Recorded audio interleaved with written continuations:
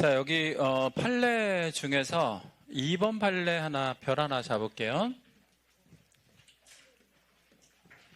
경매 개시 결정 등기가 압류의 효력이 있는 거거든요. 그러니까 돌려 말하면 압류가 된 후에, 후가 중요하죠. 압류가 된 후에 점유를 이제 유치권자에게 넘겨줍니다. 그래서 원인 채권은 원래 있었고 점유를 압류 이후에 넘겨받아요. 누가? 유치권자가. 그래서 유치권이 뭐 됐어요? 취득, 그러니까 성립하게 된 거예요. 이 유치권은 뭐 이후에 성립한 거예요? 압류 이후에 성립한 거라서 압류는 처분 금지의 효력을 갖고 있어요. 압류의 효력이. 근데 점유를 이전했다는 건 일종의 처분 행위잖아요. 그러면 이 유치권을 가지고는 매수인에게 뭐 할 수 없다. 대항할 수 없다. 이 얘기. 그러면 아까 유치권을 인수한다는 게 채무는 없으나 무엇을 인수한다 그랬죠? 책임도 안 져도 돼, 이제. 이렇게 되면. 그러니까 유치권 소멸 청구 시키면 지울 수 있다. 요거 되게 잘 나오니까 알고 계시고요. 이걸 한 글자를 바꿔볼게요. 이걸 전을 뭐로 바꾸면, 후를 전으로 바꾸면 얘는 대항할 수 있다. 그건 인수해야 돼요. 그거만 하나 잘 기억해 줄게요. 자, 경매 절차가 있는데 여기도 별 따로 하나만 좀 잡을게요. 권리 분석만큼이나 여기도 좀 중요해요. 그래서 경매에서는 두 개가 중요한데 권리 분석이랑 절차가 중요합니다. 그래서 둘 중에 하나가 나올 거예요. 자, 일단 경매 절차는 위에서 아래로 내려오는 이런 절차인데 이 순서는 암기하거나 그럴 필요는 없고 이 절차에서 여러 가지 용어들이 나오거든요. 용어를 좀 파악하는 게 중요하다. 절차에 관련된 용어. 일단 이제 경매를 신청하죠. 두 가지 종류 중에 하나죠. 무슨 경매 아니면 무슨 경매? 임의 경매 아니면 강제 경매. 그다음에 이제 경매 준비를 하게 되는데 이 경매 준비를 한다라는 거는 뭐 여러 가지가 있지만 예컨대 감정평가 같은 게 여기에 들어가요. 감정평가 뭐 이런 거 해서 최저 매각가 같은 거를 결정하게 됩니다. 최저 매각가는 얼마에 팔 건가 이런 거를 이때 이제 정하게 되고요. 그리고 배당 요구 종기일이라는 거를 지정해서 이제 이거를 공고하게 되는데 이 배당 요구 종기일 까지 배당을 해야만 배당을 받을 수 있는데 이걸 이따 뒤에서 다시 말씀드리겠지만 배당은 두 가지가 있어요. 당연히 가만히 있어도 배당해주는 애들이 있고 이날까지 즉 배당 요구 종기일까지 신청을 해야만 배당을 받을 수 있는 애들이 있는데 가만히 있어도 배당 받는 애들을 당연 배당자라고 하고 적극적으로 신청을 해야만 배당을 받을 수 있는 애들을 신청 배당자라고 얘기를 해요. 근데 이거 기준이 뭐냐면 경매를 최종적으로 주관하는 최종 결재권자는 판사예요. 민사집행 담당 판사가 하거든요. 판사가 알 수 있는 권리자면 판사가 알 수 있는 권리자야 그럼 무슨 배당이겠어요? 당연. 어떻게 판사가 알 수 있는 거냐? 판사가 인지할 수 있다. 그 얘기는 어떤 개념이냐면 등기된 애들. 그렇죠? 그런 애들은 당연 배당이에요. 자, 신청 배당은 뭐냐면 최종 결재권자인 판사가 인지할 수 없는 애들은 그러니까 알 수 없는 애들이 있죠. 왜 알 수 없냐? 뭐 안 돼 있어서. 등기 안 돼 있어서. 이런 애들은 적극적으로 본인이 알려야 돼요. 요거 좀 의외로 잘 출제되니까 알고 계시고 제가 질문을 두 개만 드릴게요. 여러분은 당연 혹은 신청 이렇게만 답변하셔야 돼요. 다른 말 쓰면 안 돼. 자, 뭐하고 당연 신청. 소액 최우선 변제권자.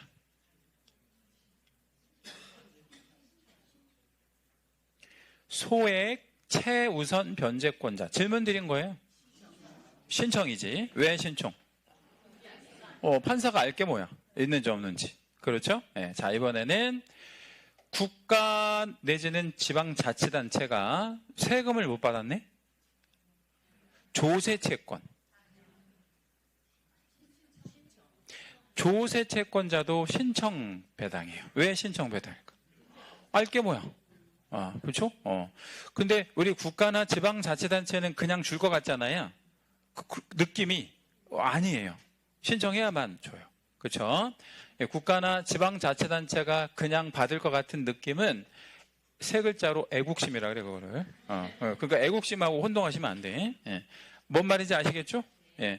그리고 소액 최우선 변제권자가 그냥 받을 수 있게끔 느껴지는 것은 측은지심이야. 그건 측은지심. 뭔 말인지 아시겠죠? 그런 거 생각하지 말고 판사가 알 수 있냐 없냐 이것만 가지고 판단하면 되는 거예요. 자, 그 다음에 이제 매각기일을 지정 공고하고 매각을 실시하게 되는데 요 매각을 실시한다라는 날이 입찰일이에요. 입찰일. 예. 어디에 가야 돼? 법원에. 자, 법원에 이제 직접 가야 되는데 그냥 입만 가지고 가요? 돈도 가지고 가. 얼마? 10% 계약금. 그 10%가 뭐의 10%냐면 최저 매각가. 아까 감정평가에서 정하는 게 최저 매각가라고 하거든요. 이거의 얼마를? 10%를 가지고 가야 돼.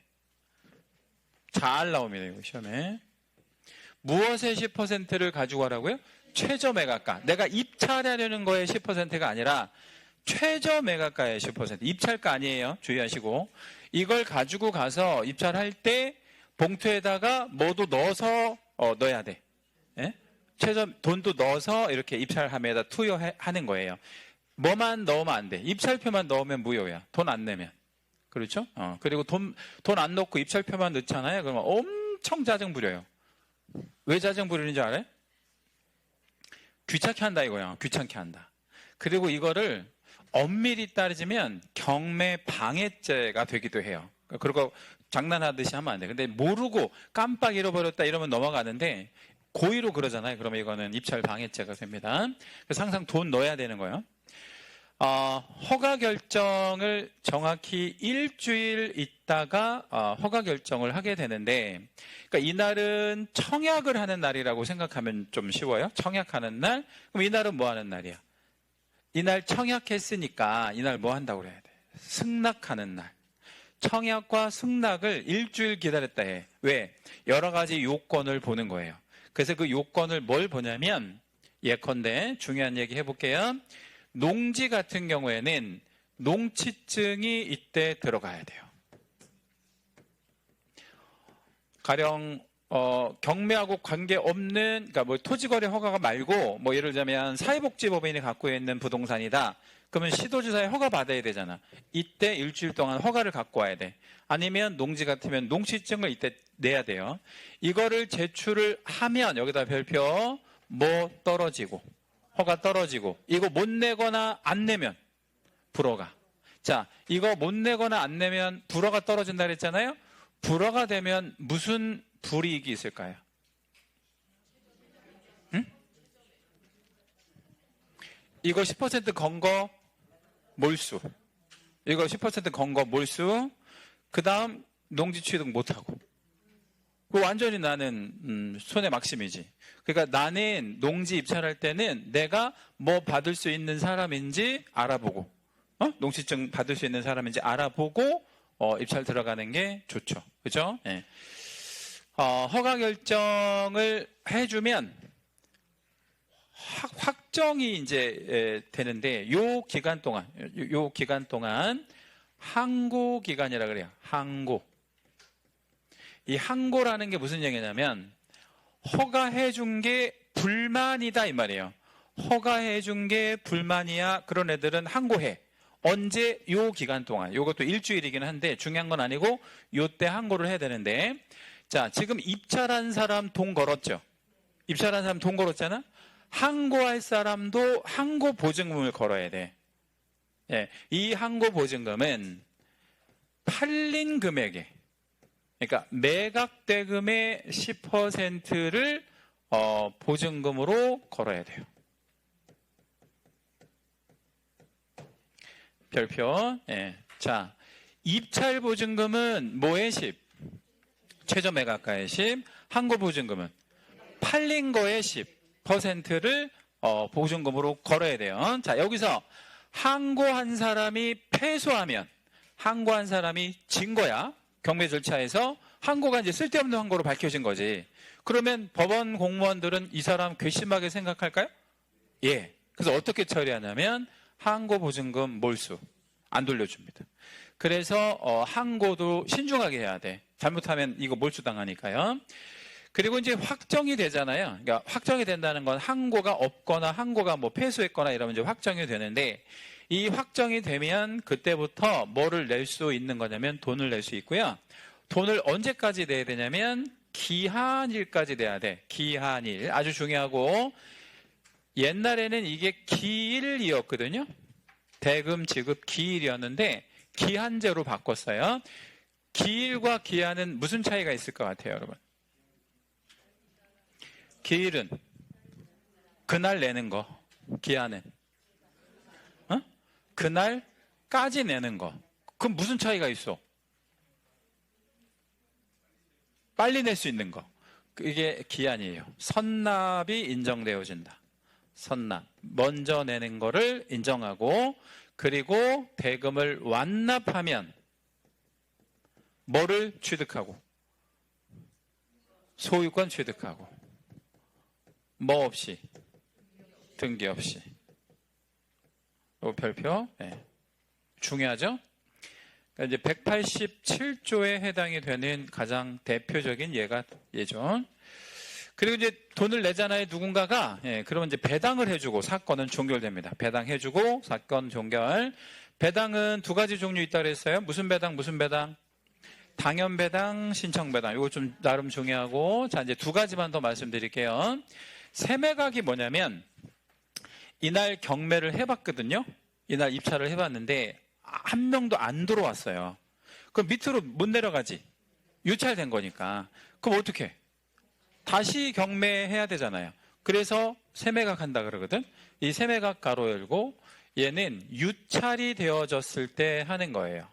뭐 되었을 때? 유찰. 자, 그러면 똑같은 금액으로 또 팔면 누가 산다, 안 산다? 안 사지. 그러면 어떻게? 금액을 낮추는데 이거를 저감한다 그래요. 저감. 그래서 이건 지방법원마다 좀 다른데 20에서 30%씩 다운시킵니다. 서울 같은 데는 20, 인천 이런 데는 30 이런 식으로 다운돼요. 인천은 왜 많이 다운하느냐? 물건이 많아서 그래. 경매 물건이. 뭐 그렇게 생각하시면 되겠고요. 그러면 질문, 세매각 물건은 좋은 거야, 안 좋은 거야? 그러니까 예를 들면 그 유찰이 돼서 한 2번 정도 저감했다고 치고 좋은 거야, 안 좋은 거야? 좋은 거지. 왜? 싸게 나온 거니까. 자, 이제 재매각이 뭐냐를 볼게요. 재매각은 쭉 내려갔다가 뭐까지 잡아줬어요? 기한까지 잡아줬거든. 돈 내라고. 근데 돈을 뭐 했어? 안 낸 거야. 못 내도 좋고. 그러면 대금 미납.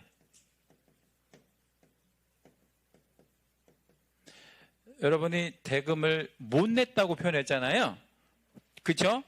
근데 대금을 못 낼 일은 사실 없거든? 왜 못 낼 일은 없어? 대금 못 낼 놈이 뭐 하려고 20%씩 내고 들어가겠어. 그거는 못 내지 않아요. 그치? 근데 왜 그러는 거야? 안 내는 거야, 돈을. 왜 안 냈을까요? 이때는 몰랐는데, 이 이후에 추가로 조사를 해보니까 뭔가 생각지도 않은 것들이 있는 거야. 예를 들자면. 그럼 안 내는 게 상책이잖아요. 그래서 미납하는 경우 되게 많아요. 대금 미납에 따른 재매각을 얘기하는데, 이 재매각 물건은요, 종전 가격을 그대로 진행해요. 무슨 얘기냐면, 저감하지 아니한다. 저감하지 아니한다. 그러면 이 재매각 물건은 좋은 걸까요? 안 좋은 걸까요? 이건 완전 쓰레기. 완전 쓰레기. 절대 노터치. 왜 그러냐면 누군가가 얼마를 포기한 물건, 10% 포기한 물건이에요. 절대 여러분 손대면 안 돼. 재매각 물건 이거 정말 위험한 물건이에요. 이건 노터치. 들어가지 않는다. 이렇게 절차 확인했고요.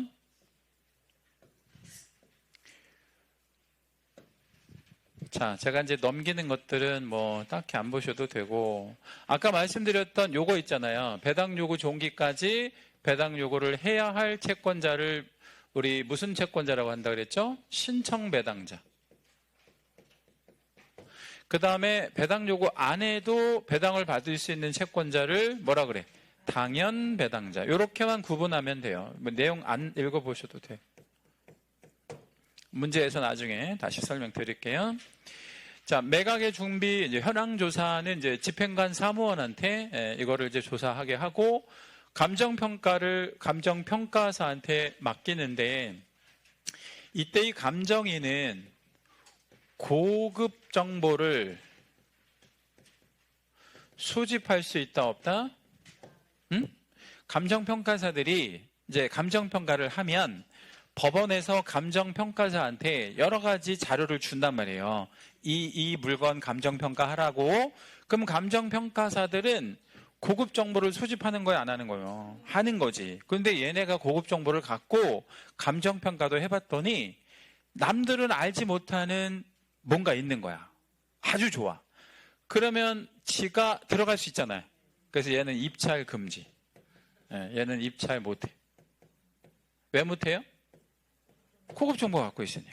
그래서 70년대, 80년대 감정평가사들은 70년대, 80년대까지만 해도 감정평가사들은 거의 대부분 1000억대 이상의 부동산을 갖고 있어요. 거의 대부분. 이것 때문에 그런 거야. 근데 이거 법을 바꿔버렸어요. 그래서 너무 감정평가사들이 너무 돈을 많이 버니까 왜 그렇지? 이것 때문에 그런 거야. 이거. 그래서 지금은 자기가 감정평가한 물건은 입찰 못하게 아예 법으로 막고 있다. 뭐 이런 얘기 드립니다. 큰 돈을 많이 벌었죠, 옛날에.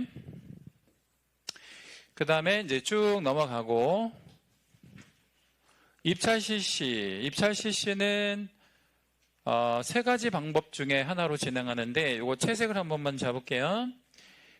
호가 경매로 하는데, 호가 경매라는 게 있거든요. 이 호자가 부를 호, 가격, 뭐 이런 뜻이에요. 가격을 부른다. 뭘로?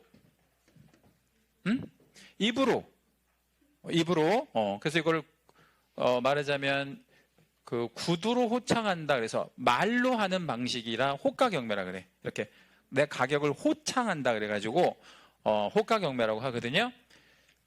그러면 이 호가 경매를 누가 제일 잘하겠어요, 여러분? 목소리 큰 사람. 목소리가 작은 사람은 어떻게 되겠어? 잘 못하지. 그래서 이게 조금 그렇잖아. 그래서 대안으로 갖고 있는 게 기일입찰. 기일입찰. 하루 모여서 입찰표를 써서 종이로 내는 방법. 이게 기일입찰이고, 그리고 멀리에 있는 사람들은 법원에 못 가잖아. 그래서 기간입찰이라는 방법이 있는데 이 기간입찰은 우편으로 입찰을 하는 방식이에요. 우편. 법원에 안 가고.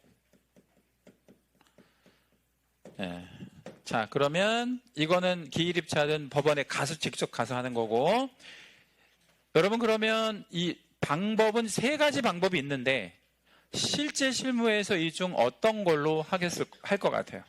요걸로만 해요. 그 대신 우리는 공부를 하는 사람이니까 세 가지 다 알고 계시고 현재 100% 요걸로 하고 있다. 실무에서는 요거 100이다. 얘랑 얘는 안 한다. 왜냐면 이거 호가 경매는 목소리 큰 놈이 제일 잘할 수밖에 없고, 그 다음에 기간 입찰 같은 경우는 왜 안 하냐면 이 기간 입찰하면 우편으로 입찰하니까 민원인은 되게 편리하지만 누가 엄청 불편하겠어요? 공무원들이. 이거 일일이 다 뜯어가지고 화력기긴하고 이러니까 얼마나 불편해서 지금은 하지 않는다. 뭐 그렇게 이해하시면 되겠고요. 차순위 매수 신고를 좀 배워봐야 되는데, 채색을 좀 잡으시고 별표 2개. 경매에서 제일 중요한 거는 얘입니다. 차순위 매수 신고.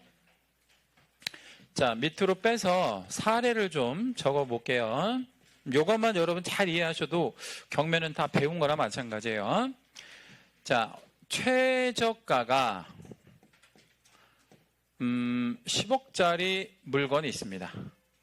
자, 그러면 보증금은 얼마일까요? 매수 신청 보증금 얼마일까요? 1억이겠죠? 왜 1억이야? 이거의 10%니까. 근데 이 물건에 3명이 입찰을 해요. A, B, C 3명이 입찰을 하게 됩니다. 자, A가 얼마에 입찰을 했냐면요. 10억 2천만 원에 입찰을 합니다. B는 10억 1,500에 입찰을 하고요. C는 그냥 딱 10억에 입찰을 합니다. C도 유효한 입찰인가요? 네. 왜?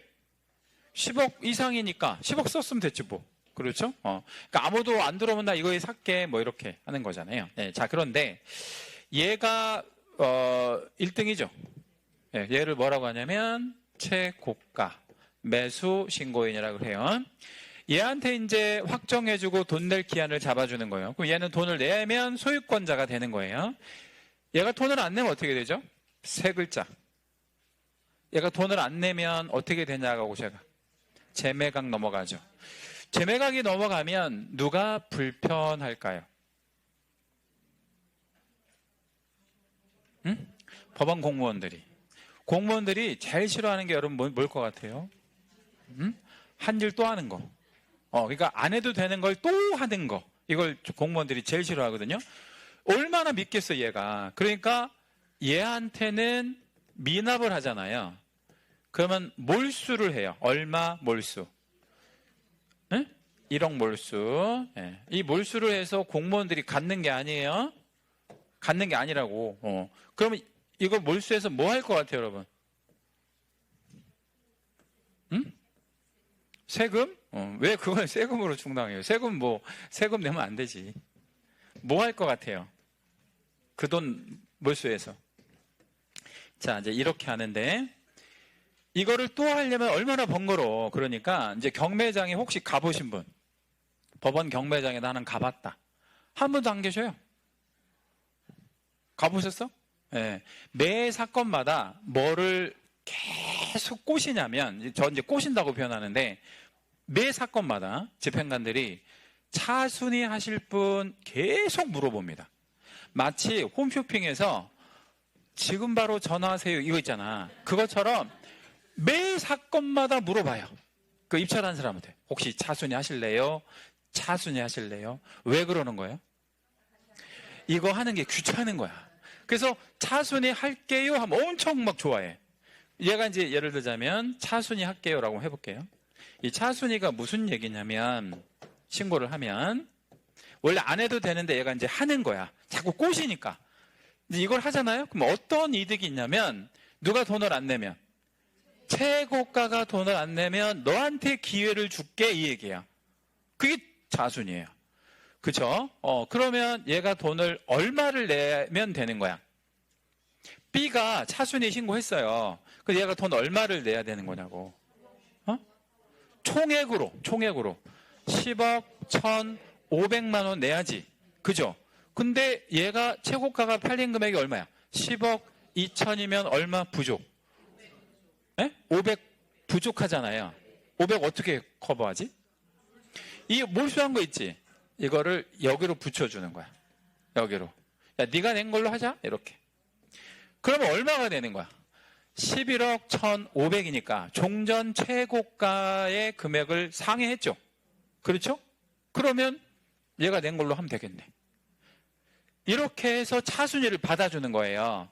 그럼 이 차순위는 식이 하나 존재해. 어떤 식이 존재하냐면 최고가가 써낸 금액에서 뭐를 빼? 보증금 이거를 뺀 금액을 뭐 할 때? 넘을 때. 누가? 차순위가. 넘잖아. 그렇죠? 그러니까 여기서 얼마를 좀 빼는 거지? 최고가에서 10억 2천에서 얼마를 빼는 거야? 1억을 빼면 얼마야? 9억 2천이고 얘가 넘어 안 넘어? 넘으니까 되는 거죠. 뭔 얘기인지 이해되셨어요? 네.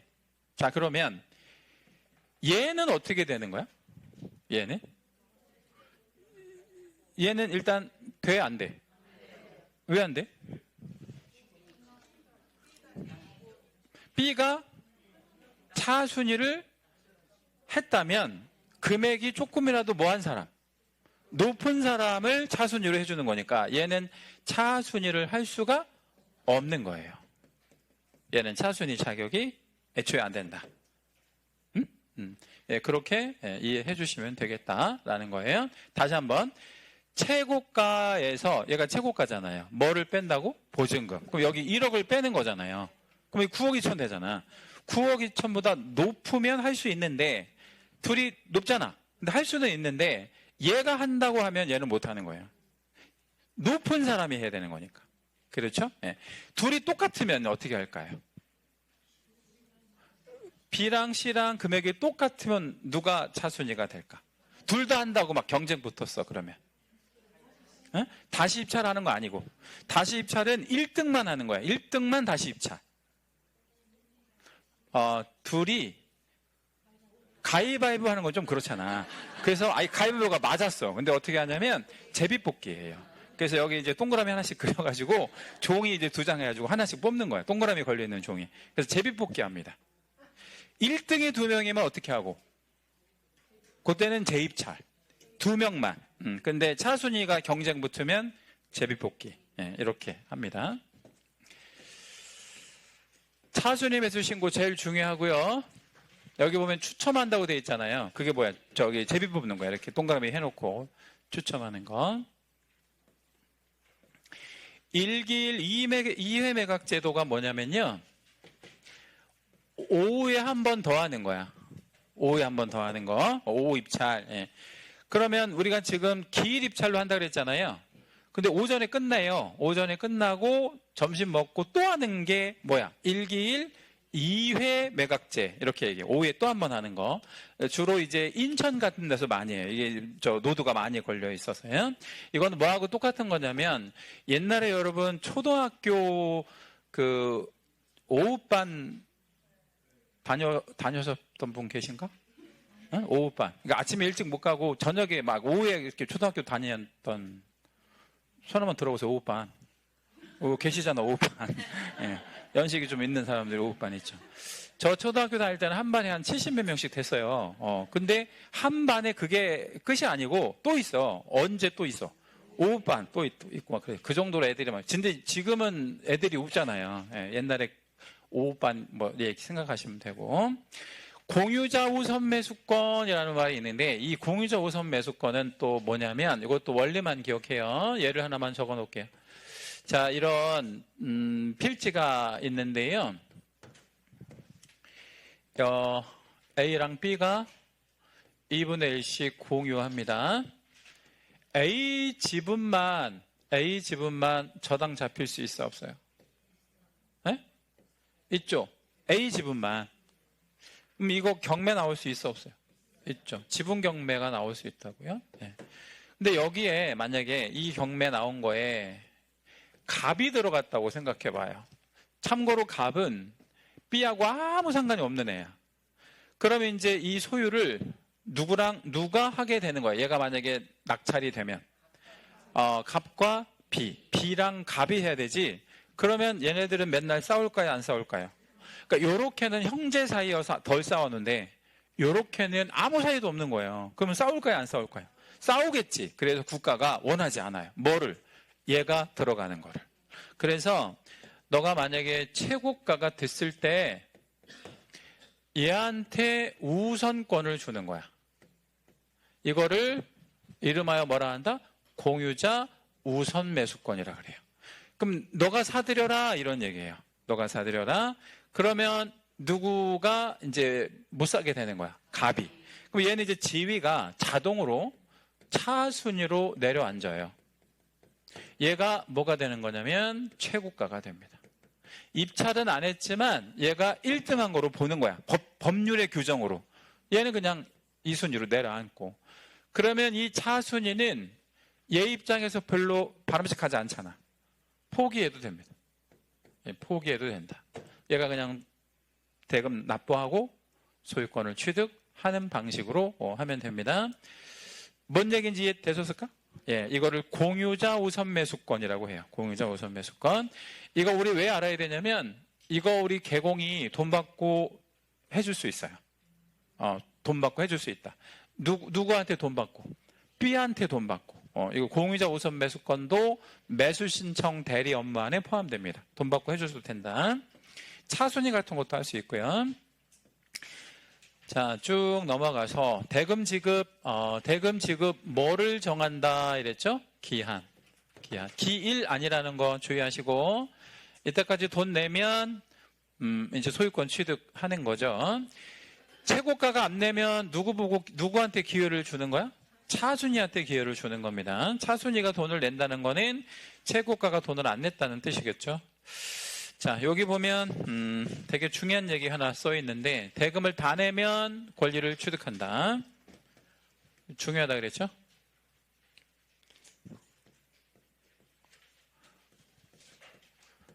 여러분, 전세권에 저당이 잡힐 수 있다 없다? 있다. 그러면 전세권이 경매 나올 수 있다 없다? 자, 전세권이 저당 잡힐 수 있다 그랬잖아요. 여기 전세권은 전세 보증금이 있으니까 그럼 저당 잡을 수 있죠. 그러면 이게 경매 나올 수 있나? 자, 저당 잡힐 수 있다 그랬잖아요. 에?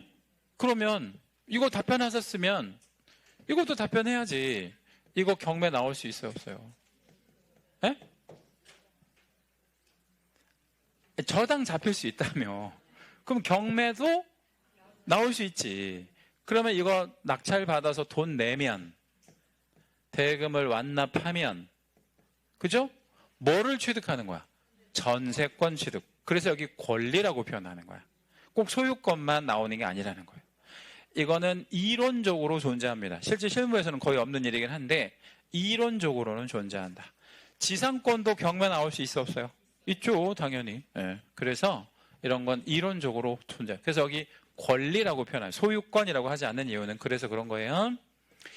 아까 제가 사회복지법인이 갖고 있는 물건은 허가받아야 된다 그랬잖아요. 그래서 허가 결정 기일까지 허가서 꼭 들어가지 않으면 소유권 취득 자체가 안 됩니다. 자, 배당을 한번 볼 건데요. 예, 배당은 순위가 좀 중요한데 얘는 우리 과목보다는 이거 세법에서 좀 중요해요. 예, 세법에서 이거 좀 중요하다. 우리 과목에서는 거의 출제하지는 않지만 이게 세법에서 조금 중요합니다. 자, 1순위, 2순위, 뭐 3순위 있는데 이 3순위가 바로 뭐냐면요. 최우선 변제권이에요. 3순위가 최우선 변제권. 최우선 변제, 소액 최우선. 그 다음에 근로자들의 3개월분의 임금 채권. 이걸 다 최우선 변제라고 얘기합니다. 4순위가 뭐냐면 당해세가 있어요. 여러분, 당해세라는 말 들어보셨죠? 네, 당해세. 국세 중에서는 뭐 종부세, 지방세 중에서는 재산세, 이런 게 이제 당해세인데, 당해세가 3순위보다 늦대요. 네. 그리고 이제 뒷장 가보면 5순위라고 표현되어 있는 거 있잖아요. 이 5순위가 뭐냐면 뭐 저당권이랑 확정일자 있는 주택상가 임차인 뭐 이런 애들이거든. 얘네들을 뭐라고 하냐면 우선 변제권이라 그래요. 최자 안 들어가는. 자, 다른 건 몰라도 되고 당해세를 기준 잡고 답변해 주세요. 당해세는 무엇보다 항상 늦다. 최우선 변제권보다는 항상 늦다. 근데 당해세가 무엇보다 항상 빠르다. 우선 변제권보다는 항상 빨라요. 이해되셨죠? 네, 요거 일단 기억해 주시면 되겠고 나머지는 안 보셔도 돼요. 자, 이제 인도명령은 땡땡 잡아주시고 이거는 경매에서만 할 수 있는 제도고요. 이번 36회 본시험에 이걸 냈는데 인도명령이라고 하는 거는 경매에서만 쓰는 제도예요. 어디서는 못 쓰냐면 공매 있잖아. 공매는 인도명령이라는 제도가 없고 인도명령은 경매에서만 하는데 이게 명도 소송보다 좀 편리한 아니면 좀 더 복잡한 좀 편리한 그래서 이 인도명령 명도 소송보다는 약식으로 하는 게 인도명령이에요. 그래서 이것도 경매의 좀 장점이라고 볼 수 있어요. 그러니까 경매 물건은 소송까지는 안 가도 되고 인도명령으로 이렇게 하는 방법이 있는데 그게 조금 장점이면 장점이다 이렇게 보시면 되겠고, 대신 이 어떤 약식으로 하는 방법은 기간의 정함이 있는데 돈 내고 6개월 이내에 해야 되고 6개월 넘도록 인도명령 신청을 안 하면 이거 안 하려고 하는가 보나 그래서 권리 자체가 소멸되고 그때는 뭘로 넘어가냐면 명도소송으로 넘어가요. 가급적이면 몇 개월 안에 인도명령을 신청하는 게 좋아. 6개월 안에. 이게 약식으로 가는 거니까. 명도소송을 가려면 골치 아파요. 이거 뭐 변호사도 사야 되고 아주 골치 아픈 문제가 생긴. 자, 이제 공매는 따로 시험에 나오지 않는다 그러죠. 여기 깨끗하잖아. 그렇죠? 그러니까 공매는 따로 여러분 공부 안 하셔도 되고, 세금 안 낸 애들 거를 이제 찾아가지고 세금 걷는 거 이거를 뭐라고 얘기하는 거야? 공매라고 얘기하는 거예요. 공매. 네, 공매. 우리나라 사람들은 세금을 안 내는 거를 당연시 여기는 사람도 많고요. 그리고 막 가능하면 세금을 내려고 해, 가능하면 안 내려고 해. 안 내려고 해. 이 돈이 있어도 뭐 그래가지고 집에 뭐 이렇게 갑자기 막 그 국세청 특수 뭐 이런 팀에서 들이닥치면 그 집안에서 막 뭐 찾았다라는 거 기사 많이 나오잖아. 막 금송아지 이런 거 막. 예? 금송아지는 몇십억짜리 되잖아요. 그런데도 돈을 안 내. 뭐 그래가지고 그런 거를 찾아내는 전문 팀이 또 있어요. 예, 그런 거를 공매라고 얘기한다. 요것만 그냥 기억해 주고요. 쭉 넘어가서 여기 다 안 보셔도 됩니다. 우리 하나만 여기 기억할게요. 여기 중간에 보면 수탁재산 공매 혹은 비업무용 부동산 공매라는 애가 나오는데 얘는 유일하게 뭐를 좀 받아야 되는 문제가 생기냐면 토지거래 허가를 받아야 되는 공매거든요. 그러니까 이거는 공매에서 중요한 게 아니라 허가제도에서 중요한 거예요. 이건 공매하고 상관없이. 그래서 비업무용 부동산 공매는 허가 받아야 된다, 안 받아도 된다. 받아야 된다. 그런데 이마저도 몇 번 이상 유찰되면 3번 이상 유찰되면 안 받아도 된대. 그렇죠? 그러니까 원칙은 받는데 3번 이상 유찰되면 안 받아도 된다. 그러면 몇 회차부터 허가 면제? 4회차. 3번은 유찰돼야 되니까. 그래서 투기적 어떤 물건은 아니라는 뜻이겠죠. 나머지 안 보셔도 되고. 자, 이제 마지막 주제가 이제 매수 신청 대리 제도. 여기 별 하나만 잡아주시고 매년 한 문제가 출제가 되는 뭐 그런 제도고요. 이 매수 신청 대리인은 경매를 대리하는 것을 업으로 하기 위해서, 이걸 업으로 하기 위해서 어디에다가 등록해 놓은 사람? 법원에, 지방법원이겠죠? 법원에 등록한 자를 매수신청 대리인이라 그래요. 자, 우리 시군구에다가 등록해 놓은 사람을 뭐라고 표현하죠? 중개업하려고 시군구에다가 등록한 자를 뭐라고 표현해? 개업 공인중개사. 근데 경매 대리업 하려고 어디에다가 등록해 놓은 사람?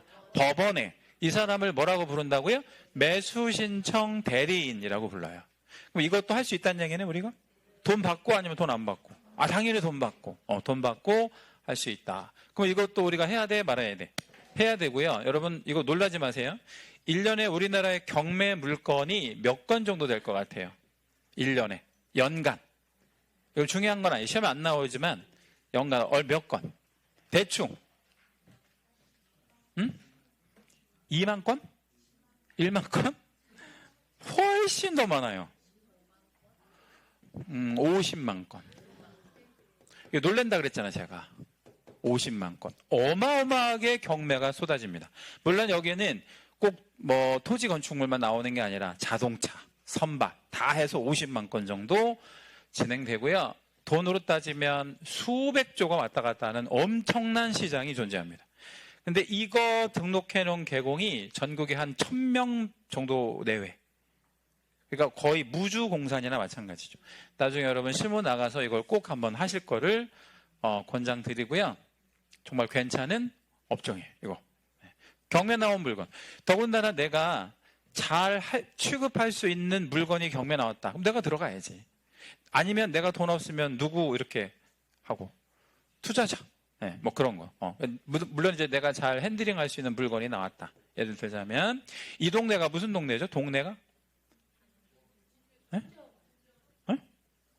여기 무슨 동이에요? 여기가 호계동. 호계동에 아파트가 경매에 나왔어요. 그러면 이걸 누가 낙찰받는 게 당연히 맞아. 여기 호계동에서 중개업하는 개공이 받아야지. 제일 잘할 수 있으니까. 그렇죠? 근데 여기 호계동의 아파트를 막 부산 사람이 와서 낙찰받는다. 이러면 안 될 거 아니에요. 그렇죠? 뭐 그런 거예요. 왜냐하면 이 호계동에서 중개업하는 사람이 제일 잘할 수밖에 없는 게 시세를 정확하게 알 수 있잖아.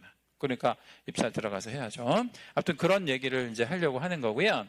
이 법원에 등록해 놓은 사람은 7개를 할 수 있어요. 7개 한번 읽어봐 드릴게요. 매수신청 보증의 제공. 매수신청 보증금은 뭐의 10? 아까 배우셨는데 최저 매각가의 10%를 제공한다. 이제 우리 집행관한테 제공한다. 입찰표를 써서 내는 것도 할 수 있다. 입찰표 당연히 써야지. 그래서 1번하고 2번은 세트고, 이제 이거를 이제 까보면, 이제 이거를,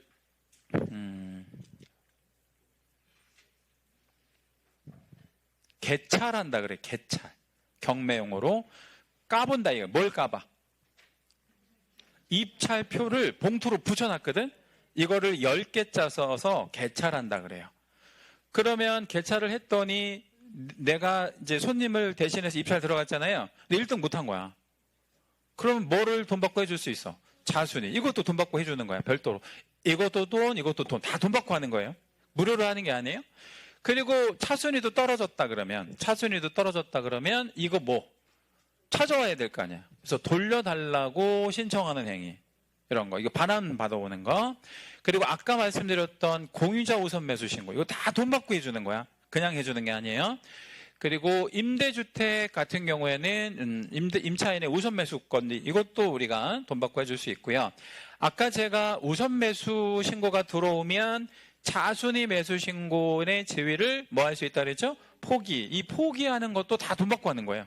다 돈 받고 이런 일들을 해줄 수 있다. 이런 얘기예요. 자, 그 다음에 이제 대리신고 입찰 대상물이 있는데, 이게 뭐하고 좀 똑같으냐면 중개대상물하고 똑같잖아요. 그래서 이거는 이제 어떤 느낌으로만 이해하시면 되냐면, 무엇이 경매에 나왔어요? 중개대상물이 경매에 나왔으면, 그죠? 이거를 입찰 대리할 수 있다. 이렇게 기억하시면 되겠다. 그렇죠? 네. 자, 그런데 여기서 이제 시험에 좀 잘 나오는 거는, 제가 자동차도 나온다 그랬죠? 선박 같은 것도 나오거든요. 이런 거는 뭐가 아니라서, 중개대상물이 아니라서 이런 거는 입찰 대리할 수가 없어. 이건 범위 밖의 문제이다. 그러면 별표 하나만 잡을게요. 그러니까 우리는 뭐만 중개대상물로 삼을 수 있다. 예? 뭐만 입찰 대리물로 삼을 수 있다. 중개대상물만. 예, 그렇게 이해하시면 돼요. 그 다음에 이제 대리업 등록, 아까 어디 가서 한다라고 말씀을 드렸어요? 법원, 지방법원장? 예. 우리 안양 같으면 어디 가서 해야 돼? 안양은 법원이 아니야. 지방법원이 아니에요. 수원지방법원. 여기 안양은 지원이니까 수원에 가서 하셔야 됩니다. 등록 요건은 한번 읽어보시고, 여기다가 요거 하나만 좀 적어볼게요. 부계는 안 된다. X표, 별표. 부계는 왜 안 될까요?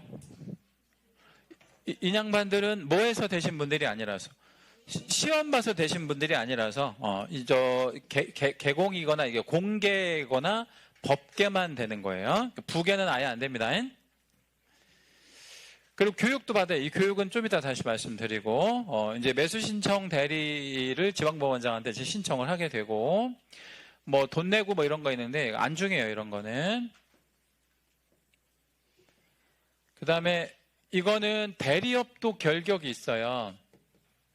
중개업만 결격이 있는 게 아니라 대리업도 결격이 있다.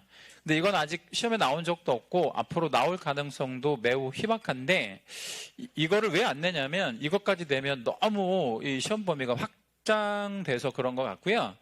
뭐 예를 좀 하나만 들어드리면, 민사집행법 108조 4호에 해당하는 자 이렇게 돼 있잖아요. 이게 이제 엄밀히 따지면 우리 시험 범위도 아니니까 뭐 가볍게 말씀드려보면, 예를 들어서 입찰 방해한 사람들, 뭐 이런 사람들은 결격인데, 예컨대 습관적으로 오늘 안양 지원 경매 있는 날이다 그러면 여기 지원에서도 경매도 해요. 그냥 가는 거야, 법원에. 가가지고 뭐 해? 입찰을 해. 그냥 돈 걸고 안 걸고 안 걸고. 그리고 이제 집행관이 몇 번 뭐라고 했어요.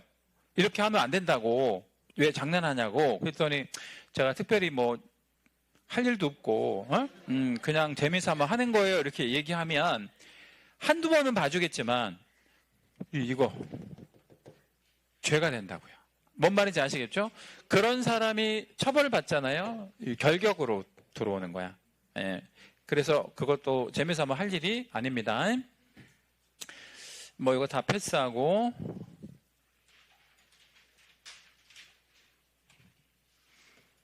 여기 등록증에다 밑줄 해주시고, 이거는 누가 교부한다라고 이해하시면 돼?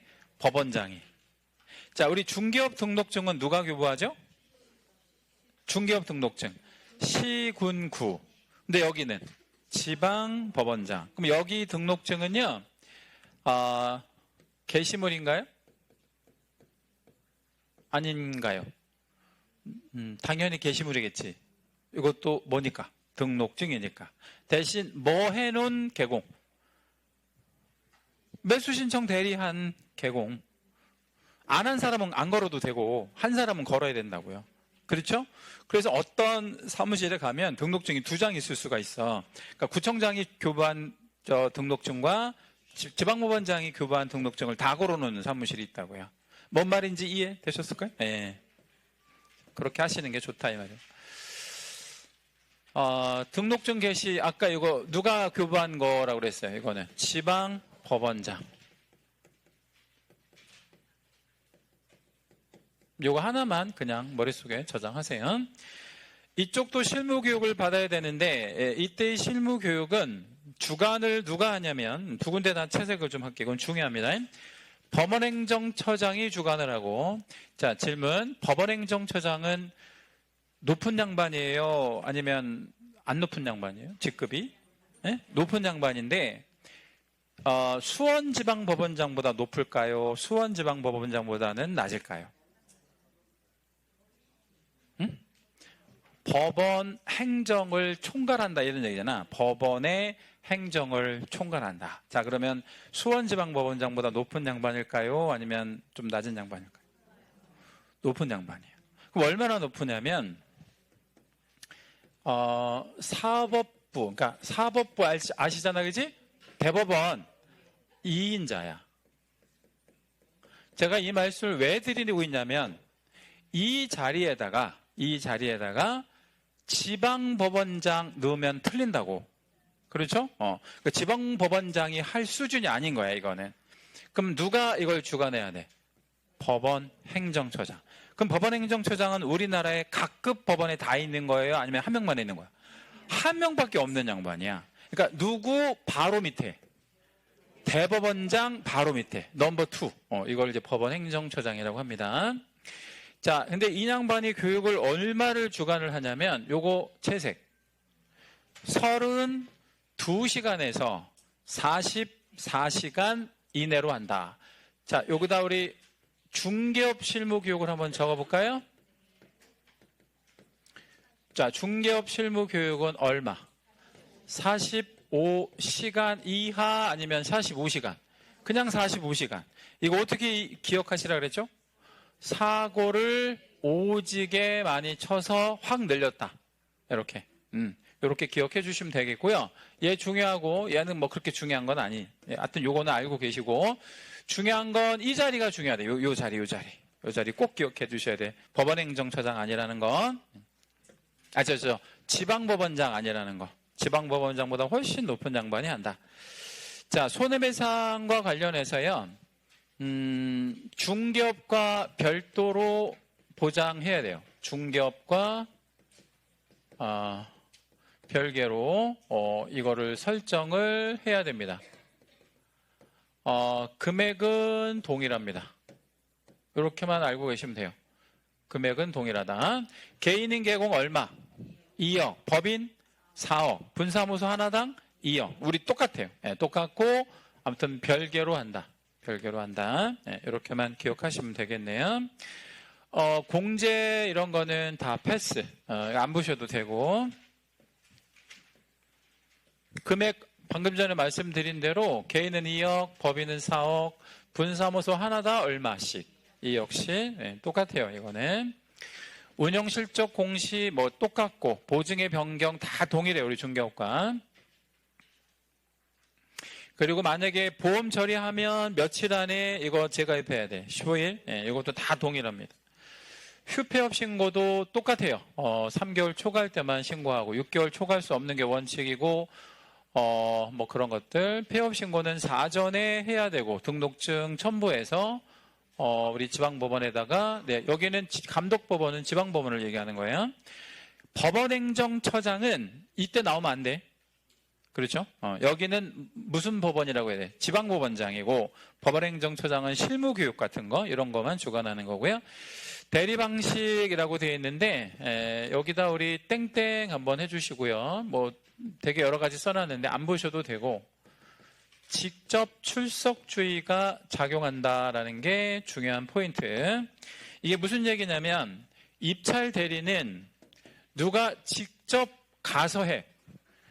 개공이 누구 보내지 말고 소공 중개보조원 보내지 말고 너가 직접 가. 다른 사람 보내지 마. 이 얘기예요. 그래서 이거를 직접 출석주의라고 얘기합니다. 예, 꼭 기억해 주시고 법인에서는 누가 가야 되냐면 대표자가 가야 돼요. 법인의 대표. 예, 왜냐하면 법인에서 출석할 수 있는 사람은 대표밖에 없잖아. 예, 뭐 그렇게 이해하시면 되겠네요. 여기 보전 서류가 2개가 있는데 사건 카드라는 게 하나가 있고요. 확인 설명서가 있는데 이거 사건 카드는 경매 사건을 위임한 손님에 대해서 써놓는 카드를 말하고 이거 5년 보존합니다. 중요하고요. 계속 지금 35, 36, 2년 연속 출제가 됐던 애가 얘고 그 대리 확인 설명서도 5년 보존해야 되는데 여기 보면 확인 설명서 있잖아요. 얘도 5년을 보존합니다. 자, 우리 중개업 확인 설명서 몇 년 보존하죠? 3년. 대리업 확인 설명서는 5년이에요. 요 연도 좀 다르다는 거 기억해 주시면 되겠고요. 보수하고 실비는 뭐 그렇게 중요한 거는 아니고 뒤에서 제가 다시 말씀드릴게요. 얘만 좀 채색을 좀 잡을게요. 보수 지급 시기, 매수 신청인과 대리인이 약정에 일단 따를 것이고 약정이 없을 때에는 매각 대금 지급 기한일로 한다. 그러니까 이거는 2가지인데 원칙은 뭐에 따를 것이고 약정. 예외적으로 매각 대금 지급 기한일 날, 돈 마지막 내는 날까지 있잖아요. 그때까지 받으면 된다. 여기다 별표 한번 할게요. 이건 좀 중요하고 매수 신청 대리인도 금지되는 것들이 좀 있습니다. 뭐 이제 그건 뭐 중요한 거는 아니고 여기도 사무소 이전하면 똑같이 10일 내에 신고를 해야 되고 누구한테 신고해야 되냐면 여기는 누구한테 신고를 해야 될까요? 지방 법원장. 멀리 갔다. 법원을 바꿨다 그러면 이전 후 지방법원장한테 신고를 해야 되고요. 지도감독 협회를 감독하는 거는 이제 법원행정처장이 감독을 하게 되고요. 또 우리 개공이라든가 뭐 이런 애들을 감독하는 거는 지방법원장이 감독해요. 자, 거듭 설명드리면 이 둘 중에 누가 더 높은 양반이라고 그랬어요? 법원행정처장. 이거 위치 바꾸는 거 주의하시라고 여러 번 말씀드렸네요. 자, 뭐 통지 이거 다 생략, 패스 안 보셔도 되고 등록 취소가 2개가 있는데요. 절취, 상취 다 있고 업무 정지도 있고 뭐 그런데 이걸 다 모아가지고 제가 하나로 한번 정리를 좀 해드릴게요. 여기다 한번 적어볼게요. 요거가 좀 중요합니다. 중개업 그리고 대리업 뭐 이렇게 있는데 뭐를 하고 있어야만 대리업을 할 수 있죠? 중개업을. 왜냐면 이건 겸업이니까. 그래서 얘가 이렇게 연결이 돼요. 그러니까 영향을 줘요. 그래서 만약에 이쪽에 중개업 쪽에 등록이 취소가 되면 오른쪽에 영향 있다 아니면 영향 없다? 영향 있다. 그래서 여기도 어떻게 되냐면 여기도 취소. 취소면 취소. 예. 이쪽이 폐업을 하면 중개업을 안 한다는 얘기잖아. 그러면 이쪽에 영향이 있고 없고? 있고. 어떻게 영향을 주냐면 등록 취소시켜요. 등록 취소. 폐업하면 여기도 폐업을 하는 게 좋아요. 안 하면 취소 먹으니까. 근데 여기서 취소를 당하면 3년의 결격에 걸리거든요. 그러면 밑에서 요 폐업 때문에 취소 먹으면 3년의 결격 걸린다 이러면 좀 문제가 있는 것 같죠? 왜냐하면 잘못해서 취소 먹은 게 아니잖아. 그래서 얘는 따로 뭐 하지 아니한다. 적용하지 아니한다. 별표. 이거 좀 중요해요. 폐업 때문에 대리업 취소 먹으면 3년의 결격은 적용되지 아니한다. 그럼 뭐만 다시 하면 바로 할 수 있다. 중개업 다시 등록하면 언제든지 다시 할 수 있다. 이렇게 이해하시고 여기 업무 정지를 먹으면 어떻게 될 거냐 이거죠. 여기 업무 정지 먹으면 오른쪽 영향 있다 없다? 어떻게? 여기도 업무 정지. 마지막으로 하나만 더 적을게요. 여기 휴업을 했대요. 휴업 신고. 그러면 여기도 어떻게 하는 게 원칙이야? 휴업해야지. 근데 안 하고 있으면 업무 정지를 때릴 거예요. 자, 우리 중개업 업무 정지는 최대 몇 월까지 가능하죠? 6개월. 근데 이 업무 정지는 최소 1개월부터요. 무려 2년까지 할 수 있는데 이거 왜 2년씩이나 업무 정지를 때리냐면 이것 때문에 그래요. 우리 휴업 중에 6개월 넘어가면 안 되잖아요. 휴업도 원칙적으로. 근데 예를 들어 볼게요. 군대를 가는 경우 있을 수 있죠. 이병. 이병이 뭐야? 군대 가는 거잖아요. 군대 요즘에 몇 개월 가죠? 18개월이면 2년 가까이 가잖아. 그러니까 군대를 가서 장기 휴업하는 것 때문에 2년까지 때릴 수 있다라는 거. 이거 좀 나름 중요한 거니까 알고 계시면 되겠습니다. 뭐 이제 거의 다 보셨어요.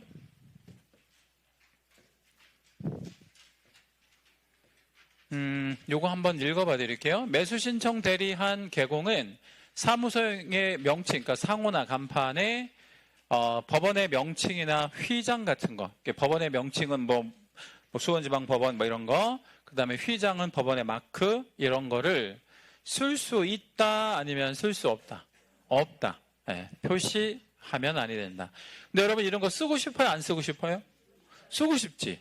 네, 쓰고 싶잖아요. 근데 방법이 하나 있어요. 어떤 방법이 있냐면 누가 인정하면 법원 행정처장이 인정하는 특별한 경우는 써도 됩니다. 요거 중요. 그러니까 법원 행정처장이 야 개공들도 등록했으니까 법원 마크, 휘장 같은 거 쓰라고 해라. 이러면 쓸 수 있어요. 마치 뭐처럼? 변호사처럼. 변호사들 법원 마크, 휘장 같은 거 먹게 옷에다 꽂고 다니고 그러잖아요. 네, 이런 거를 하려면 그 대신 누가 인정해 줘야 돼.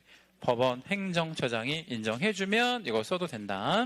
정도만 참고하시고요. 요거 이제 그 양쪽 이렇게 비교해 놓은 거 있는데 뭐 설명 다 드린 거고 요거 하나만 안 드렸네. 인장 등록은 우리 중개업 쪽에서 등록한 인장을 대리업 쪽에 사용한다. 요것만 기억해요. 그래서 대리 쪽은 별도로 인장 등록을 한다, 안 한다? 안 한다. 요것만 기억하시면 되겠습니다. 자, 이제 부속 서류 잠깐만 보여드리고 마칠게요. 사건 카드 이렇게 생겼고요. 요거 몇 년 보존한다 그랬죠? 5년 보존. 예. 시험에 좀 잘 나오고. 예. 그다음에 이제 뒷장 가보면 확인 설명서 있어요. 얘도 몇 년? 5년 보존. 예. 얘도 중요하고요. 중개 대상물 확인 설명서하고 다른 거야. 예. 느낌이 딱 다르잖아요, 이거는. 이제 그리고 보수표가 있는데 권리 분석은 50만 원 받을 수 있고요. 그다음에 대리 보수 관련해서 최소 1%에서 최대 1.5까지 받을 수 있습니다. 우리가 중개 보수는 최대 얼마까지 받을 수 있죠? 0.9. 근데 대리 쪽은 얼마까지? 1.5. 이게 더 세잖아요. 네, 그래서 이런 것들은 중개 쪽이 더 훨씬 괜찮다. 그 다음에 실비도 받을 수 있고 30만 원이긴 한데 뭐 이 정도. 자, 이상으로 마치겠습니다. 자, 오늘 수업은 여기까지 하고요. 다음 주부터는 기출 우리 그 문제 풀이로 넘어갑니다. 예, 그래서 기출 문제인데 예습을 좀 해오시면 좋을 것 같아요. 예. 결격사유까지 예습해 오세요. 결격사유. 결격사유까지 아셨죠? 예, 예. 다음 주에 뵙겠습니다. 수고하셨습니다.